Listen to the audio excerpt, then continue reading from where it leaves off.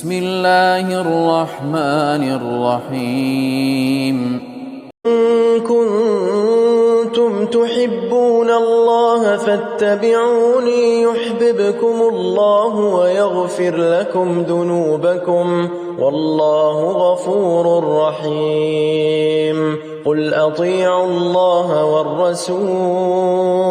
فإن تولوا فإن الله لا يحب الكافرين إن الله اصطفى آدم ونوحا وآل إبراهيم وآل عمران على العالمين ذرية بعضها من بعض والله سميع عليم إذ قالت امرأة عمران رب إني بطني محررا فتقبل مني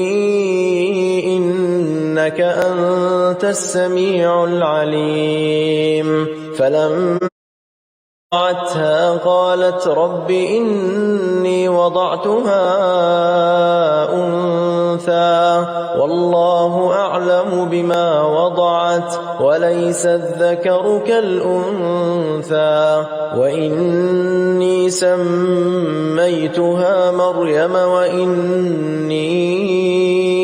أعيذها بك وذريتها من الشيطان الرجيم فتقبلها ربها بقبول حسن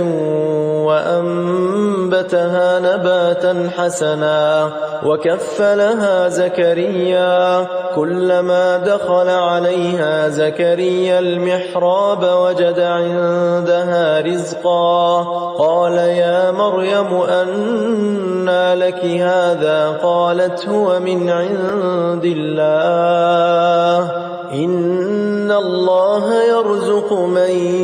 يشاء بغير حساب هنالك دعا زكريا ربه قال رب هب لي من لدنك ذرية طيبة إنك سميع الدعاء فنادته الملائكة وهو قائم يصلي في المحراب أن الله يبشرك بيحيى مصدقا بكلمة من الله وسيدا وحصورا ونبيا من الصالحين قال رب أنى يكون لي غلام وقد بلغني الكبر وامرأتي عاقر قال كذلك الله يفعل ما يشاء قال رب اجعل لي آية قال آية كلم الناس 3 أيام إلا رمزا واذكر ربك كثيرا وسبح بالعشي والإبكار وإذ قالت الملائكة يا مريم إن الله اصطفاك وطهرك واصطفاك على نساء العالمين يا مريم اقنتي لربك واسجدي واركعي مع الراكعين ذلك من أنباء الغيب نوحيه إليك وما كنت لديهم إذ يلقون أقلامهم أيهم يكفل مريم وما كنت لديهم إذ يختصمون إذ قالت الملائكة يا مريم إن الله يبشرك بكلمة منه اسمه المسيح اسمه المسيح عيسى بن مريم وجيها في الدنيا والآخرة ومن المقربين ويكلم الناس في المهد وكهلا ومن الصالحين.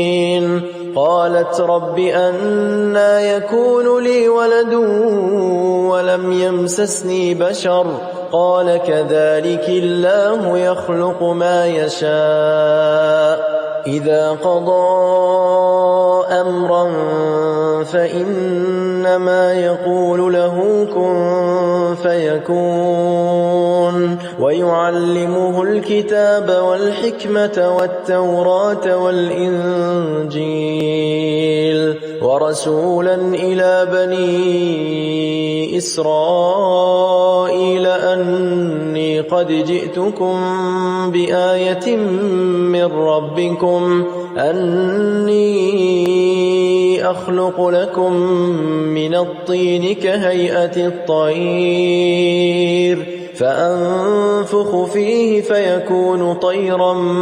بإذن الله وأبرئ الأكمه والأبرص وأحيي الموتى بإذن الله وأنبئكم بما تأكلون وما تدخرون في بيوتكم إن في ذلك لآية لكم إن كنتم مؤمنين. ومصدقا لما بين يدي من التوراة ولأحل لكم بعض الذي حرم عليكم وجئتكم بآية من ربكم فاتقوا الله وأطيعون إن الله ربي وربكم فاعبدوه هذا صراط مستقيم. فلما أحس عيسى منهم الكفر قال من أنصاري إلى الله قال الحواريون نحن أنصار الله آمنا بالله واشهد بأننا مسلمون. ربنا آمنا بما أنزلت واتبعنا الرسول فاكتبنا مع الشاهدين. ومكروا ومكر الله والله خير الماكرين. إذ قال الله يا عيسى إني متوفيك ورافعك إلي ومطهرك من الذين كفروا وجاعل الذين اتبعوك فوق الذين كفروا إلى يوم القيامة ثم إلي مرجعكم فأحكم بينكم فيما كنتم فيه تختلفون. فأما الذين كفروا فأعذبهم عذابا شديدا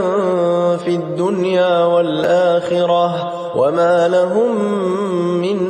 ناصرين. وأما الذين آمنوا وعملوا الصالحات فيوفيهم أجورهم والله لا يحب الظالمين.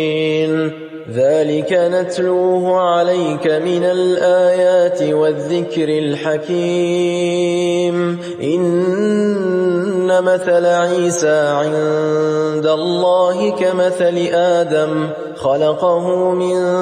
تراب ثم قال له كن فيكون. الحق من ربك فلا تكن من الممترين. فمن حاجك فيه من بعد ما جاءك من العلم فقل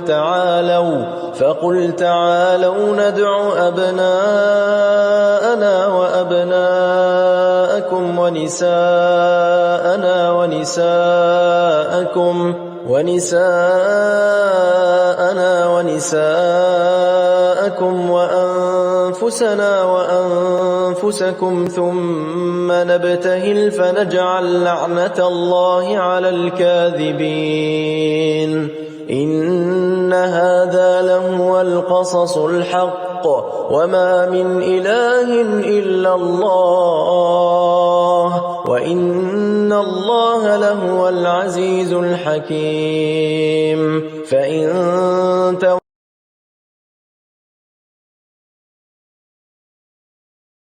تولوا فإن الله عليم بالمفسدين قل يا أهل الكتاب تعالوا إلى كلمة سواء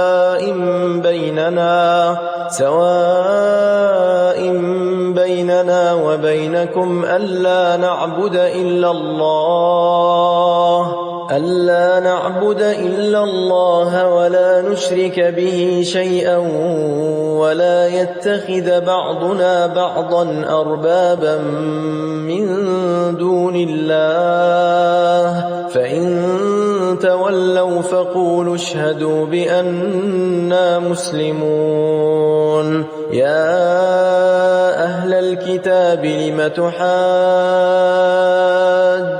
في إبراهيم وما أنزلت التوراة والإنجيل إلا من بعده أفلا تعقلون ها أنتم هؤلاء حاججتم فيما لكم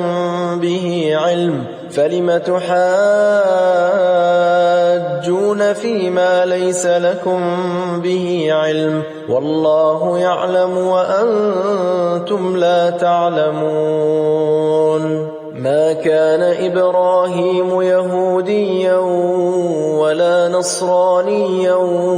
ولكن كان حنيفا مسلما وما كان من المشركين إن أولى الناس بإبراهيم للذين اتبعوه وهذا النبي والذين آمنوا والله ولي المؤمنين ودت طائفة من أهل الكتاب لو يضلونكم وما يضلون إلا أنفسهم وما يشعرون يا أهل الكتاب لم تكفرون بآيات الله وأنتم تشهدون يا أهل الكتاب لم تلبسون الحق بالباطل وتكتمون الحق وأنتم تعلمون وقالت طائفة من أهل الكتاب آمنوا بالذي أنزل على الذين آمنوا وجه النهار واكفروا آخره لعلهم يرجعون ولا تؤمنوا إلا لمن تبع دينكم قل إن الهدى هدى الله أن يؤتى أحد مثل ما أوتيتم أو يحاجوكم عند ربكم قل إن الفضل بيد الله يؤتيه من يشاء والله واسع عليم يختص برحمته من يشاء والله ذو الفضل العظيم ومن أهل الكتاب من إن تأمنه بقنطار يؤده إليك ومنهم من إن تأمنه بدينار لا يؤده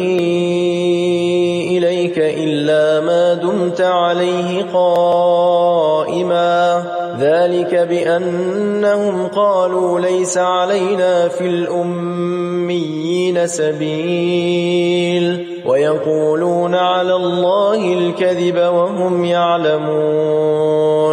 بلى من أوفى بعهده واتقى فإن الله يحب المتقين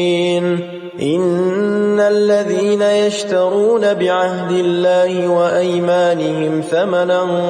قليلا أولئك لا خلاق لهم في الآخرة ولا يكلمهم الله ولا ينظر إليهم يوم القيامة ولا يزكيهم ولهم عذاب أليم وإن منهم لفريقا يلوون ألسنتهم بالكتاب لتحسبوه من الكتاب وما هو من الكتاب ويقولون هو من عند الله وما هو من عند الله ويقولون على الله الكذب وهم يعلمون ما كان لبشر أن يؤتيه الله الكتاب والحكم والنبوة ثم يقول للناس كونوا عبادا لي من دون الله ولكن كونوا ربانيين بما كنتم تعلمون الكتاب وبما كنتم تدرسون ولا يأمركم أن تتخذوا الملائكة والنبيين أربابا أيأمركم بالكفر بعد إذ أنتم مسلمون وإذ أخذ الله ميثاق النبيين لما آتيتكم من كتاب وحكمة ثم جاءكم رسول مصدق لما معكم لتؤمنن به ولتنصرنه قال أأقررتم وأخذتم على ذلكم إصري قالوا أقررنا قال فاشهدوا وأنا معكم من الشاهدين فمن تولى بعد ذلك فأولئك هم الفاسقون أفغير دين الله يبغون وله أسلم من في السماوات والأرض طوعا وكرها وإليه يرجعون قل آمنا بالله وما أنزل علينا وما أنزل على إبراهيم وإسماعيل وإسحاق ويعقوب والأسباط وما أوتي موسى وعيسى والنبيون من ربهم لا نفرق بين أحد منهم ونحن له مسلمون ومن يبتغ غير الإسلام دينا فلن يقبل منه وهو في الآخرة من الخاسرين كيف يهدي الله قوما كفروا بعد إيمانهم وشهدوا أن الرسول حق وجاءهم البينات والله لا يهدي القوم الظالمين أولئك جزاؤهم أن عليهم لعنة الله والملائكة والناس أجمعين خالدين فيها لا يخفف عنهم العذاب ولا هم ينظرون إلا الذين تابوا من بعد ذلك وأصلحوا فإن الله غفور رحيم إن الذين كفروا بعد إيمانهم ثم ازدادوا كفرا لن تقبل توبتهم وأولئك هم الضالون إن الذين كفروا وماتوا وهم كفار فلن يقبل من أحدهم ملء الأرض ذهبا ولو افتدى به أولئك لهم عذاب أليم وما لهم من ناصرين لن تنالوا البر حتى تنفقوا مما تحبون وما تنفقوا من شيء فإن الله به عليم كل الطعام كان حلا لبني إسرائيل إلا ما حرم إسرائيل على نفسه من قبل أن تنزل التوراة قل فأتوا بالتوراة فاتلوها إن كنتم صادقين فمن افترى على الله الكذب من بعد ذلك فأولئك هم الظالمون قل صدق الله فاتبعوا ملة إبراهيم حنيفا وما كان من المشركين إن أول بيت وضع للناس للذي ببكة مباركا وهدى للعالمين فيه آيات بينات مقام إبراهيم ومن دخله كان آمنا ولله على الناس حج البيت من استطاع إليه سبيلا ومن كفر فإن الله غني عن العالمين قل يا أهل الكتاب لم تكفرون بآيات الله والله شهيد على ما تعملون قل يا أهل الكتاب لم تصدون عن سبيل الله من آمن تبغونها عوجا وأنتم شهداء وما الله بغافل عما تعملون يا أيها الذين آمنوا إن تطيعوا فريقا من الذين أوتوا الكتاب يردوكم بعد إيمانكم كافرين وكيف تكفرون وأنتم تتلى عليكم آيات الله وفيكم رسوله ومن يعتصم بالله فقد هدي إلى صراط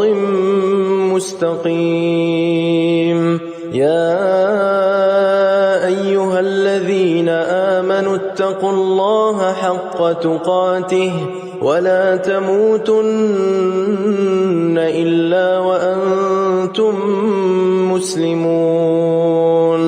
واعتصموا بحبل الله جميعا ولا تفرقوا واذكروا نعمة الله عليكم إذ كنتم أعداء إذ كنتم أعداء فألف بين قلوبكم فأصبحتم بنعمته إخوانا وكنتم على شفا حفرة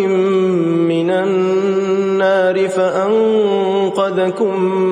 منها كذلك يبين الله لكم آياته لعلكم تهتدون ولتكن منكم أمة يدعون إلى الخير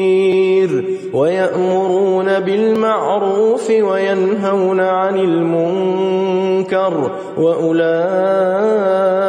هم المفلحون ولا تكونوا كالذين تفرقوا واختلفوا من بعد ما جاءهم البينات وأولئك لهم عذاب عظيم يوم تبيض وجوه وتسود وجوه فأما الذين اسودت وجوههم أكفرتم بعد إيمانكم فذوقوا العذاب بما كنتم تكفرون وأما الذين ابيضت وجوههم ففي رحمة الله هم فيها خالدون تلك آيات الله نتلوها عليك بالحق وما الله يريد ظلما للعالمين ولله ما في السماوات وما في الأرض وإلى الله ترجع الأمور كنتم خير أمة أخرجت للناس تأمرون بالمعروف وتنهون عن المنكر وتؤمنون بالله ولو آمن أهل الكتاب لكان خيرا لهم منهم المؤمنون وأكثرهم الفاسقون لن يضروكم إلا أذى وإن يقاتلوكم يولوكم الأدبار ثم لا ينصرون ضربت عليهم الذلة أينما ثقفوا إلا بحبل من الله وحبل من الناس وباءوا بغضب من الله وضربت عليهم المسكنة ذلك بأنهم كانوا يكفرون بآيات الله ويقتلون الأنبياء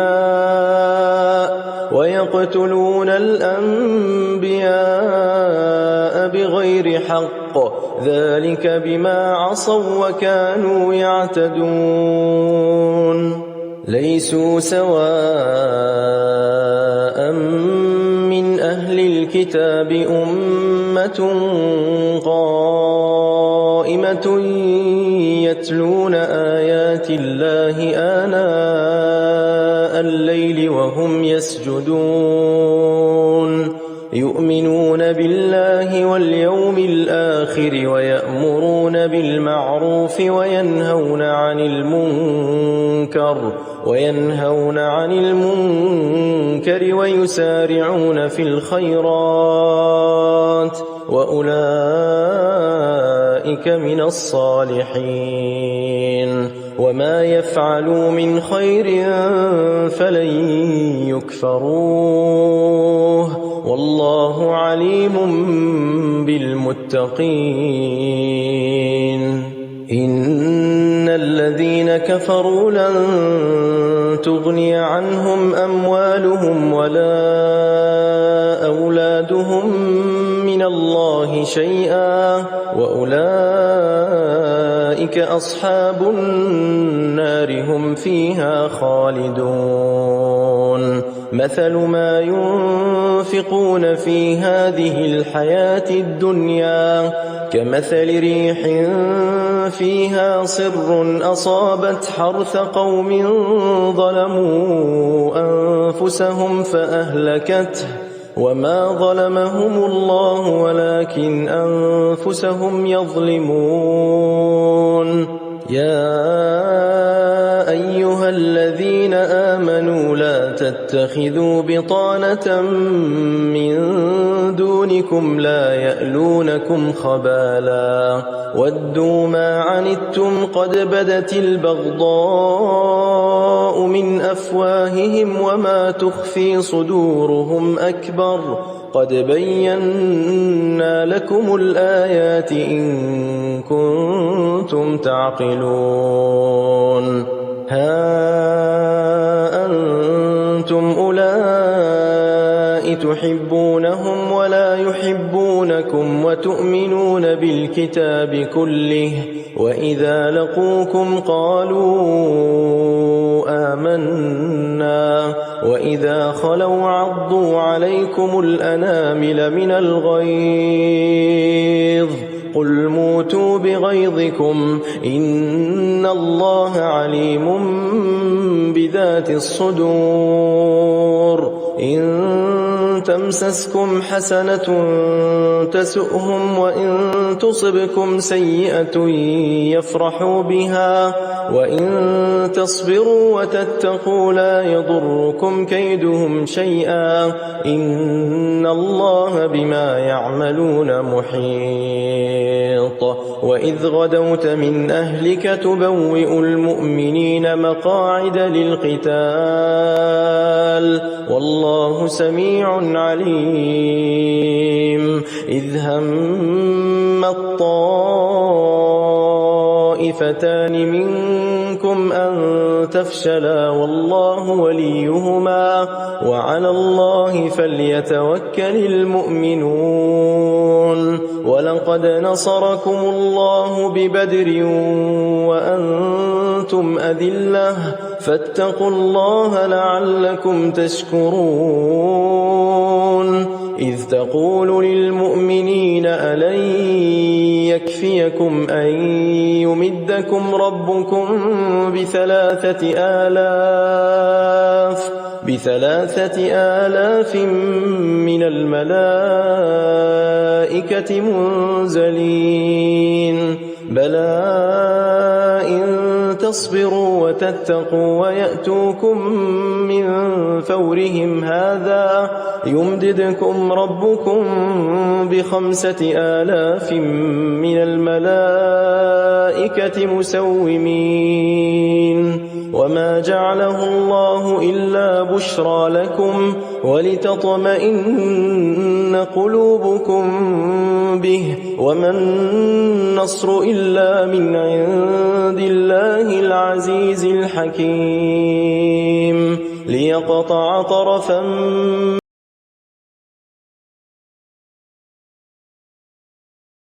أو يعذبهم فإنهم ظالمون ولله ما في السماوات وما في الأرض يغفر لمن يشاء ويعذب من يشاء والله غفور رحيم يا أيها الذين آمنوا لا تأكلوا الربا أضعافا مضاعفة واتقوا الله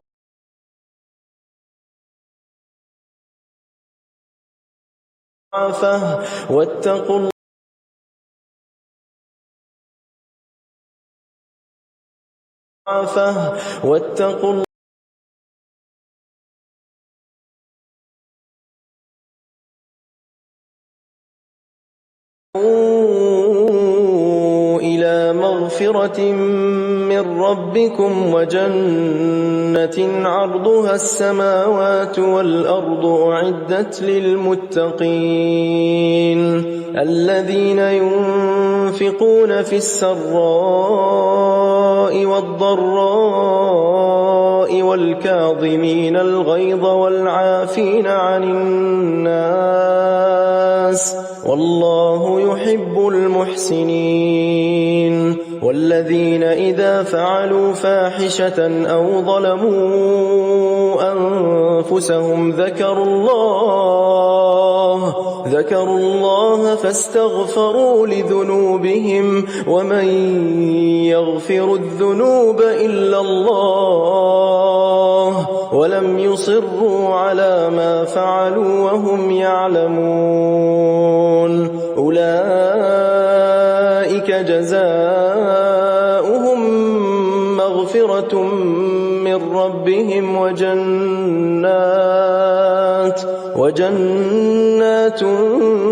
تجري من تحتها الأنهار خالدين فيها ونعم أجر العاملين قد خلت من قبلكم سنن فسيروا في الأرض فانظروا كيف كان عاقبة المكذبين هذا بيان للناس وهدى وموعظة للمتقين ولا تهنوا ولا تحزنوا وأنتم الأعلون إن كنتم مؤمنين إن يمسسكم قرح فقد مس القوم قرح مثله وتلك الأيام نداولها بين الناس وليعلم الله الذين آمنوا ويتخذ منكم شهداء والله لا يحب الظالمين وليمحص الله الذين آمنوا ويمحق الكافرين أم حسبتم أن تدخلوا الجنة ولما يعلم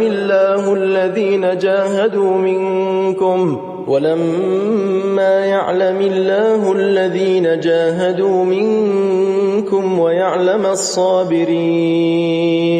ولقد كنتم تمنون الموت من قبل أن تلقوه فقد رأيتموه وأنتم تنظرون وما محمد إلا رسول قد خلت من قبله الرسل أفإن مات أو قتلا انقلبتم على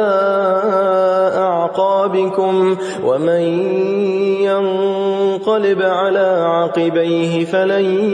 يضر الله شيئا وسيجزي الله الشاكرين وما كان لنفس أن تموت إلا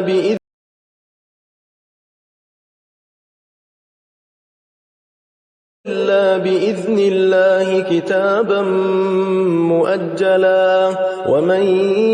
يرد ثواب الدنيا نؤته منها ومن يرد ثواب الآخرة نؤته منها وسنجزي الشاكرين وكأي من نبي قاتل معه ربيون كثير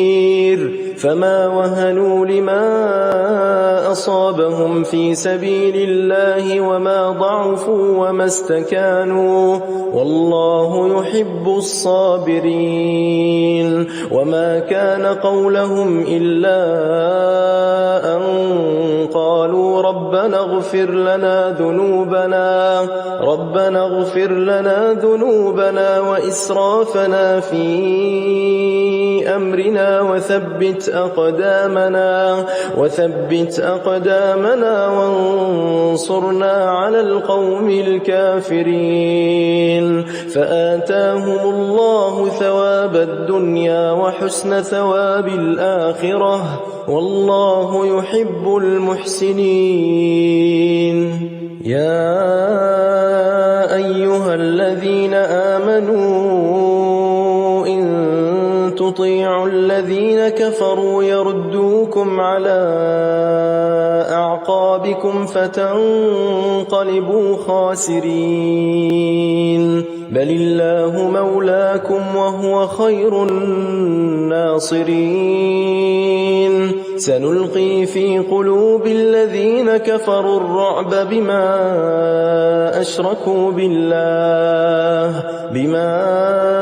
أشركوا بالله ما لم ينزل به سلطانا ومأواهم النار وبئس مثوى الظالمين ولقد صدقكم الله وعده إذ تحسونهم بإذنه حتى إذا فشلتم وتنازعتم في الأمر وعصيتم من بعد ما أراكم ما تحبون منكم من يريد الدنيا ومنكم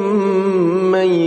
يريد الآخرة ثم صرفكم عنهم ليبتليكم ولقد عفا عنكم والله ذو فضل على المؤمنين إذ تصعدون ولا تلوون على أحد والرسول يدعوكم في أخراكم فأثابكم غما بغم لكي لا تحزنوا على ما فاتكم ولا ما أصابكم والله خبير بما تعملون ثم أنزل عليكم من بعد الغم أمنة نعاسا يغشى طائفة منكم وطائفة قد أهمتهم أنفسهم يظنون بالله غير الحق ظن الجاهلية يقولون هل لنا من الأمر من شيء قل إن الأمر كله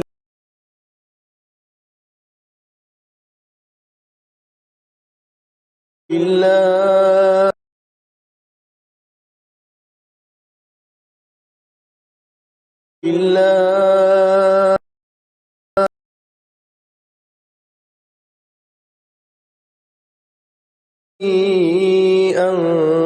أنفسهم ما لا يبدون لك يقولون لو كان لنا من الأمر شيء ما قتلنا هاهنا قل لو كنتم في بيوتكم لبرز الذين كتب عليهم القتل إلى مضاجعهم وليبتلي الله ما في صدوركم وليمحص ما في قلوبكم والله عليم بذات الصدور إن الذين تولوا منكم يوم التقى الجمعان إنما استزلهم الشيطان ببعض ما كسبوا ولقد عفى الله عنهم إن الله غفور حليم يا أيها الذين آمنوا لا تكونوا كالذين كفروا وقالوا لإخوانهم إذا ضربوا في الأرض أو كانوا غزا لو كانوا عندنا ما ماتوا وما قتلوا ليجعل الله ذلك حسرة في قلوبهم والله يحيي ويميت والله بما تعملون بصير ولئن قتلتم في سبيل الله أو متم لمغفرة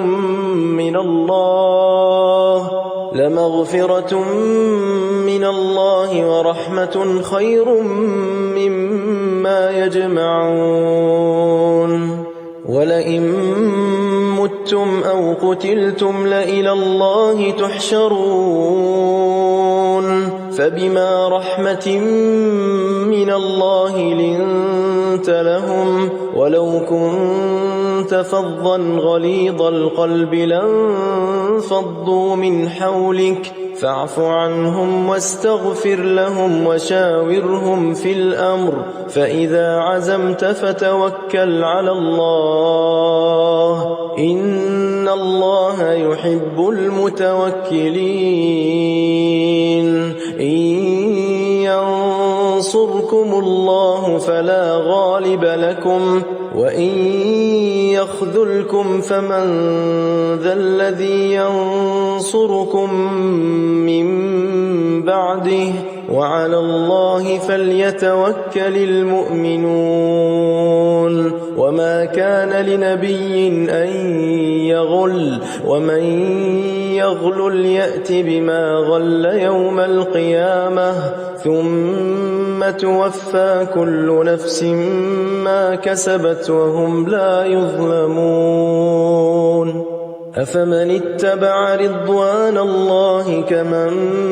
باء بسخط من الله ومأواه جهنم وبئس المصير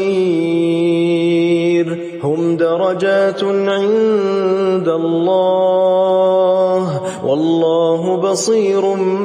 بما يعملون لقد من الله على المؤمنين إذ بعث فيهم رسولا من أنفسهم يتلو عليهم آياته ويزكيهم ويعلمهم الكتاب والحكمة وإن كانوا من قبل لفي ضلال مبين أولما أصابتكم مصيبة قد أصبتم مثليها قلتم أنى هذا قل هو من عند أنفسكم إن الله على كل شيء قدير وما أصابكم يوم التقى الجمعان فبإذن الله وليعلم الذين نافقوا وقيل لهم تعالوا قاتلوا في سبيل الله أو ادفعوا قالوا لو نعلم قتالا لاتبعناكم هم للكفر يومئذ أقرب منهم للإيمان يقولون بأفواههم ما ليس في قلوبهم والله أعلم بما يكتمون الذين قالوا لإخوانهم وقعدوا لو أطاعونا ما قتلوا قل فادرءوا عن أنفسكم الموت إن كنتم صادقين ولا تحسبن الذين قتلوا في سبيل الله أمواتا بل أحياء عند ربهم يرزقون فرحين بما آتاهم الله من فضله ويستبشرون بالذين لم يلحقوا بهم من خلفهم ألا خوف عليهم ولا هم يحزنون يستبشرون بنعمة من الله وفضل وأن الله لا يضيع أجر المؤمنين الذين استجابوا لله والرسول من بعد ما أصابهم القرح للذين أحسنوا منهم واتقوا أجر عظيم الذين قال لهم الناس إن الناس قد جمعوا لكم فاخشوهم فزادهم إيمانا وقالوا حسبنا الله ونعم الوكيل فانقلبوا فانقلبوا بنعمة من الله وفضل لم يمسسهم سوء واتبعوا رضوان الله والله ذو فضل عظيم. إنما ذلكم الشيطان يخوف أولياءه فلا تخافوهم وخافون إن كنتم مؤمنين. ولا يحزنك الذين يسارعون في الكفر إنهم لن يضروا الله شيئا يريد الله ألا يجعل لهم حظا في الآخرة ولهم عذاب عظيم.